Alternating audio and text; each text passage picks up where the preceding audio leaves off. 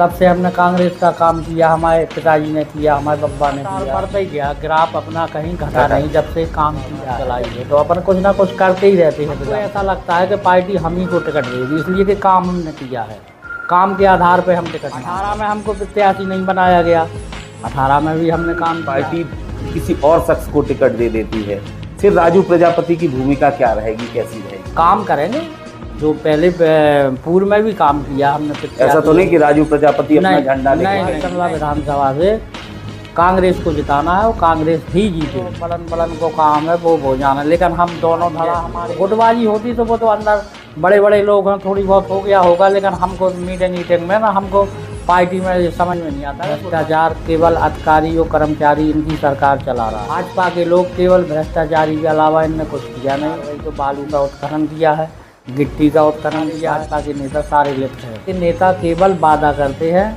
लोग लोहाने वादा। 18 साल बाद तो बहनन की ध्यान आई नहीं है। अब का ये 2 महीना 3 महीना, अब 2 ही किस्तें तो लगी नहीं समय। तो कोई किसी का आपको आधार कार्ड के कहीं कोई भी काम जरा सो कागज भी अगर बनवाना है तो 100 रुपया ले आओ, 500 रुपये ले आओ। गरीब जनता बहुत परेशान है। मजदूरों की लड़ेगी, खूब लड़ रही लड़ाई, कौन सुन रहा लड़ाई, खूब रोडन में। नमस्कार, बुंदेली दर्पण में स्वागत है आपका। मैं हूं आपके साथ राजेंद्र सिंह।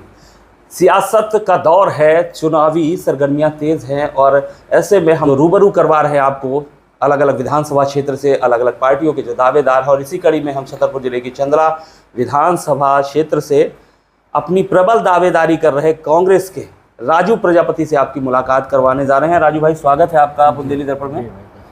राजू भाई, सबसे पहले जानना चाहेंगे इस राजनीतिक सफर की शुरुआत कहाँ से हुई? कब आपको लगा कि हमें राजनीति के क्षेत्र में जाना है, कब शुरुआत की?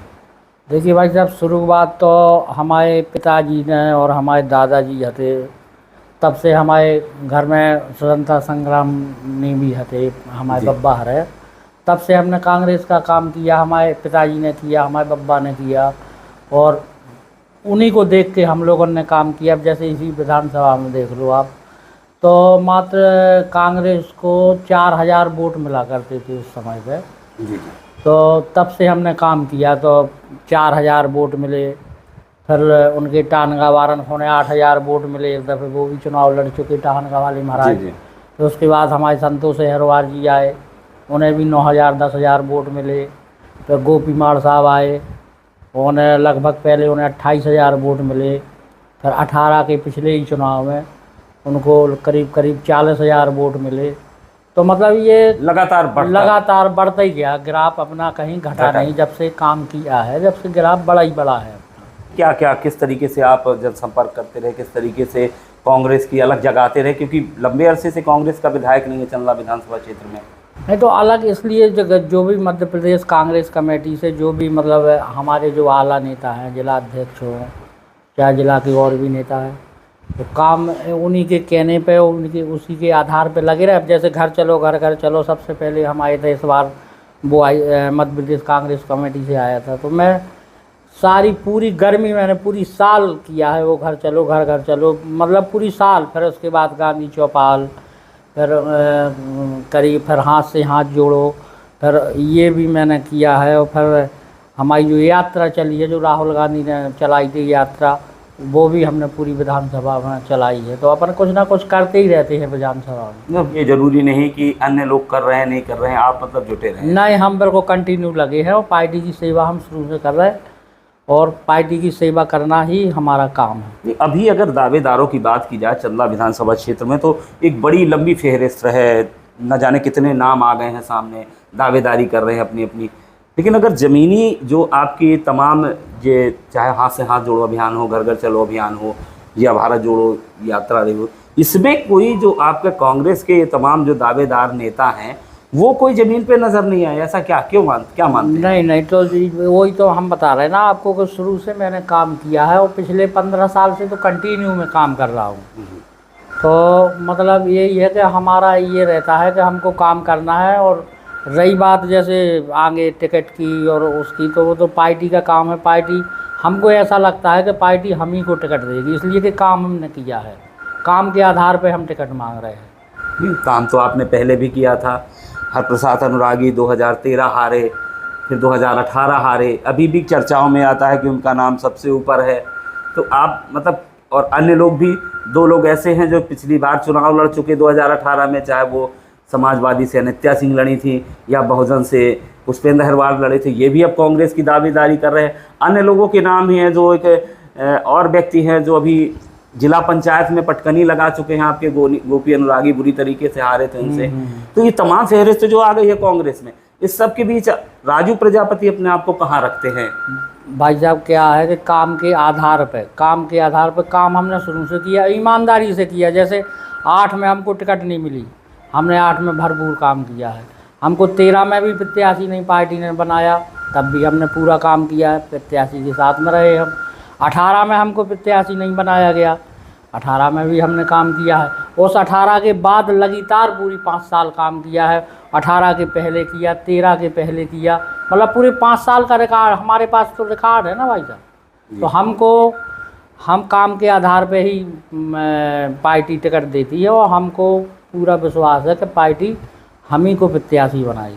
तो सर, सर्वे भी तमाम पार्टी के हुए हैं, इसके बावजूद अगर कहीं पार्टी किसी और शख्स को टिकट दे देती है, फिर राजू प्रजापति की भूमिका क्या रहेगी, कैसी रहेगी? काम करेंगे जो पहले पूर्व में भी काम किया हमने। ऐसा तो नहीं कि राजू प्रजापति अपना झंडा लेके कहीं निर्दलीय प्रत्याशी या किसी और नहीं, हमको लड़ना होता, अगर निर्दलीय या कोई और पार्टी से लड़ना होता हम कब के भाग गए होते, बीजेपी में भी चले जाते।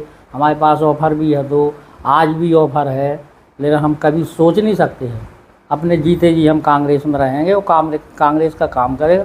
और हमें ऐसा विश्वास है, हम तो अपने आप को मानते हैं कि इस बार पार्टी हमको ही टिकट देगी, इसलिए कि काम भाई जिला में भी जितने नेता हैं, आप तो खुद जाना दी बात खिलाने के, जितने भी जिला में नेता हैं वो 1 बार कर लें 2 बार कर लें के बाद काम नहीं करते हैं। लेकिन मैंने लगातार काम किया है, और अगर पार्टी मुझे प्रत्याशी नहीं भी बनाती है तब भी मैं प्रत्याशी के साथ में जाऊंगा और काम करूंगा।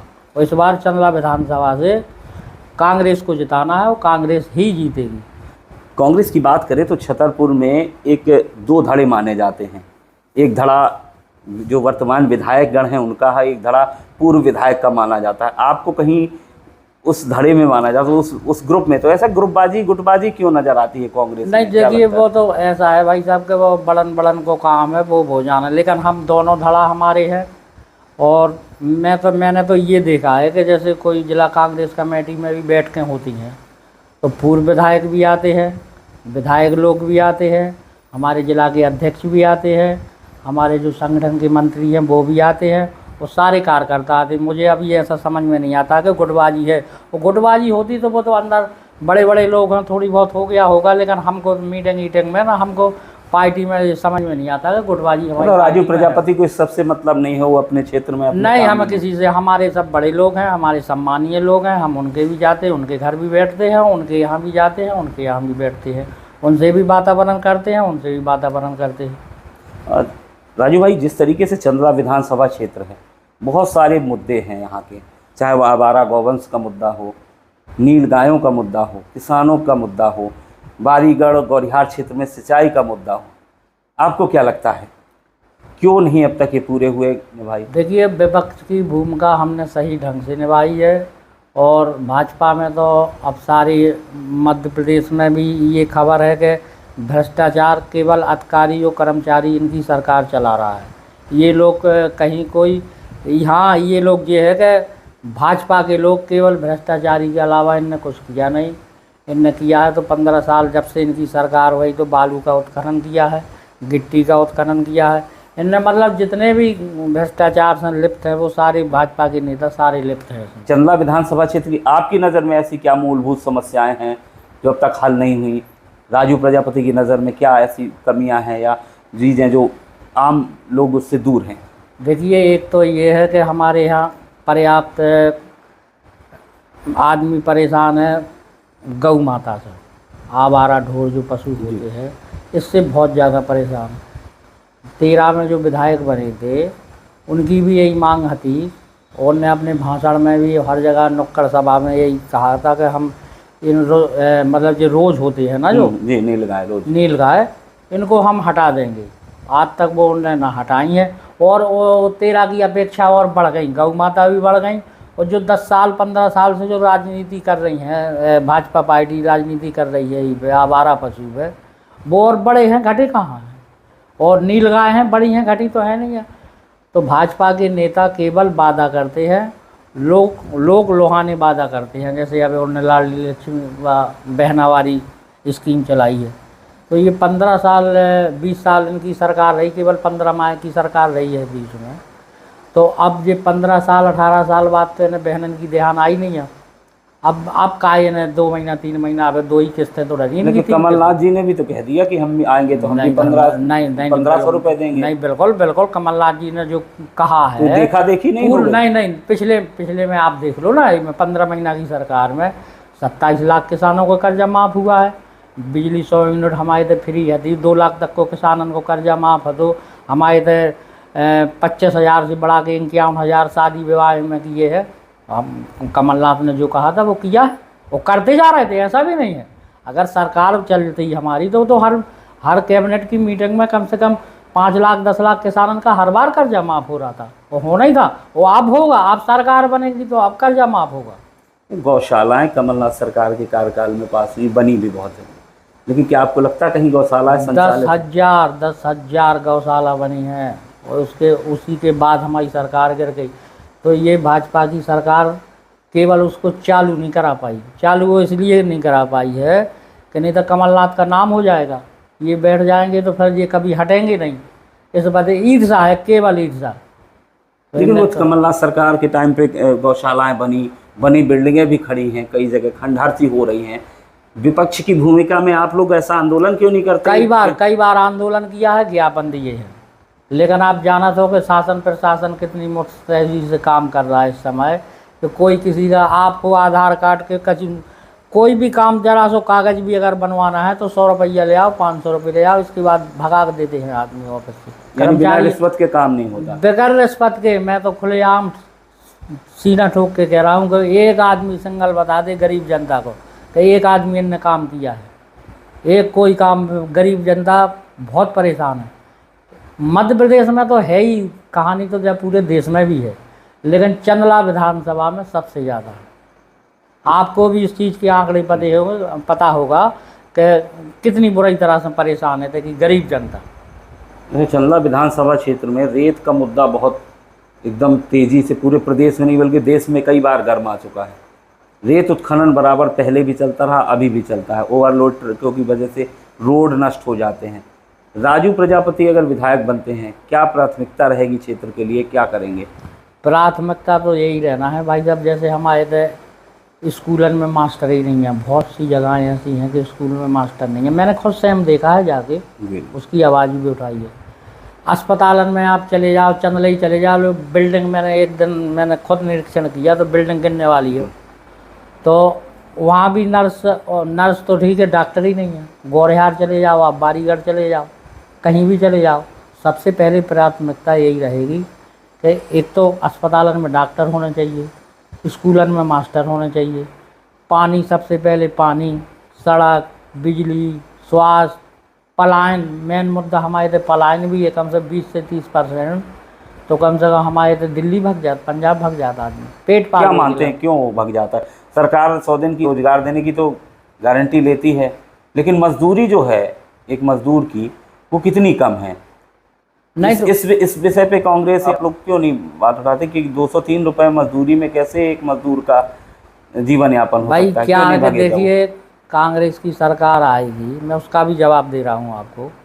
तो सबसे पहले तो उद्योग यहाँ पर पलायन रोका जाएगा, उद्योग बड़े बड़े लगाए जाएंगे जिससे गरीब जनता अपना भरण पोषण कर सके। और इसके बाद अपन पलायन इसको इसी से रोकेंगे। दूसरी बात पूछिए आपने, मैंने कहा कि पलायन जाता है, कम मजदूरी मिल रही है। 100 दिन की जो रोजगार गारंटी योजना उसमें जो न्यूनतम मजदूरी है तो शायद 203 रुपए है। हाँ, 203 रुपये। 203 रुपए में क्या एक मजदूर अपने घर का भरण पोषण कर सकता नहीं है? कर सकता। इतनी महंगाई के दौर में नहीं कर सकता। 203 रुपया में तो आप महंगाई तो देखो, महंगाई देखो आप। खाने तो कांग्रेस इसकी लड़ाई क्यों नहीं लड़ रही? मजदूरों की लड़ेगी। खूब लड़ रही लड़ाई, कौन सुन रहा लड़ाई? खूब रोडन पे गए हम। आप आपको भी कई बार मिले होंगे हम रोडन पे, हमने सड़कन पे।